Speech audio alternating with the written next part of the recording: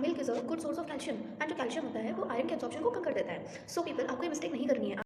क्या आपको भी दिन भर थका थका महसूस होने लगा है? क्या आप भी दिन भर चिड़चिड़े रहने लगे हैं? क्या आपको भी थोड़ा सा काम करने पर थकान महसूस होने लगी है?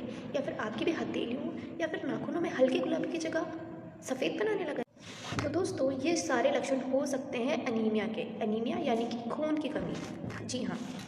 अब आप में से कई सारे लोगों ने डॉक्टर से कंसल्ट भी किया होगा और डॉक्टर ने आपको vitamin B12 and iron folic acid की टैबलेट्स भी दी होंगी एंड कई सारे लोग खाते भी होंगे एंड फिर भी उनकी ये कंप्लेंट्स रहती है कि डॉक्टर साहब, हम रेगुलरली दवाइयाँ ले तो रहे हैं बट कोई फ़र्क नज़र नहीं आ रहा है। हमारे सिम्टम्स, हमारे साइंस वैसे के वैसे हैं, चिड़चिड़ापन, थकान वैसे की वैसी है। ऐसा क्यों? सो पीपल, जब आप आयरन फॉलिक एसिड की टैबलेट्स लेते हैं ना, तो एटलीस्ट 1 महीना लगता है आपकी हीमोग्लोबिन को रिकवर करने में, आपके साइंस एंड सिम्टम्स को रिकवर करने में। सो वेट फॉर अ मंथ। अगर 1 महीने के बाद भी आपको कोई रिजल्ट ना दिखे, सो आप ये 2 गलतियों में से एक गलती कर रहे हैं। नंबर 1, या तो आप दवाई ठीक से ले ही नहीं रहे हैं। आज ले ली, एक दिन छोड़ दी, फिर परसों ले ली, फिर 2 दिन छोड़ दी। आप रेगुलरली दवाइयाँ नहीं ले रहे हैं बट आप डॉक्टर से बोलते हैं कि डॉक्टर साहब, हम तो दवाइयाँ ले रहे हैं लेकिन दवाइयाँ काम नहीं कर रही हैं। तो सर जी, अगर आप ठीक से दवाइयाँ नहीं लेंगे तो दवाइयाँ काम कैसे करेगी? And trust me, 60% of the people do this mistake. They don't take medications regularly and they blame doctors कि डॉक्टर साहब की गोलियाँ तो काम ही नहीं आ रही है। अब बचे 40% लोग। अब ये 40% लोग गोली लेने में एक छोटी सी गलती कर देते हैं। अब कुछ लोग बोलेंगे, क्या दवाई लेने में भी कोई गलती होती है क्या? कैसी बातें करते हैं डॉक्टर साहब आप? जी हाँ, लेट मी एक्सप्लेन। मैं हूँ ना, मैं बताती हूँ। तो चलिए समझते हैं कि आप ये आयरन फॉलिक एसिड की टैबलेट लेने में कौन सी गलती कर रहे हैं।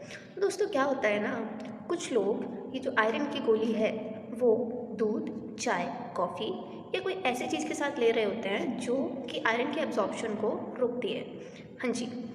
तो समझते हैं ऐसी कौन सी चीज़ें हैं जो आयरन के एब्जॉर्प्शन को रोकती हैं या फिर उसको कम करती हैं, या कुछ भी ऐसा जिससे कि आयरन का एब्जॉर्प्शन कम हो रहा है। कुछ लोग दूध के साथ आयरन की गोली ले रहे होते हैं। सो दूध के साथ क्या प्रॉब्लम होती है ना, milk is a good source of calcium and जो कैल्शियम होता है वो आयरन के एब्जॉर्प्शन को कम कर देता है। सो पीपल, आपको ये मिस्टेक नहीं करनी है। आपको आयरन की गोली के साथ दूध नहीं लेना है या फिर दूध के साथ गोली नहीं खानी है, क्योंकि कुछ लोग ये करते हैं ना कि वो पानी की जगह दूध के साथ ही गोली को ले लेते हैं। तो आपको ये मिस्टेक नहीं करनी है। और अगर आपको गोली खाने के बाद अगर दूध पीना भी है तो एटलीस्ट 2 घंटे का आपको गैप रखना है। तो चलो, ये बात तो हो गई कैल्शियम की, यानी कि मतलब ऐसे सब्सटेंसेस की जिसमें कैल्शियम होता है, जैसे कि दूध। लेकिन क्या होता है ना, कुछ ऐसे सब्सटेंसेस भी होते हैं लाइक फाइटेट्स, टैनेट्स एट्सेट्रा, जो कि आयरन के एब्जॉर्प्शन को कम कर देते हैं।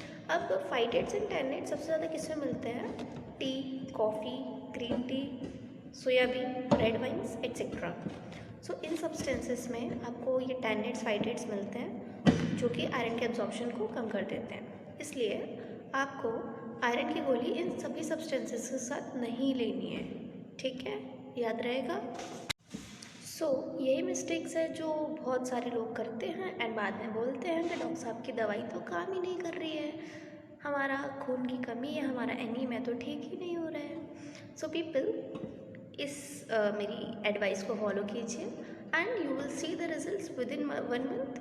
अगर उसके बाद भी अगर आपको रिजल्ट नहीं मिलते हैं, so please consult your doctor. हो सकता है एनीमिया की जगह कुछ और भी हो। अगर ऐसी और हेल्थ टिप्स आपको चाहिए तो subscribe to my channel. And doctor Vanshika तो है ही आपको टिप्स देने के लिए। तब तक के लिए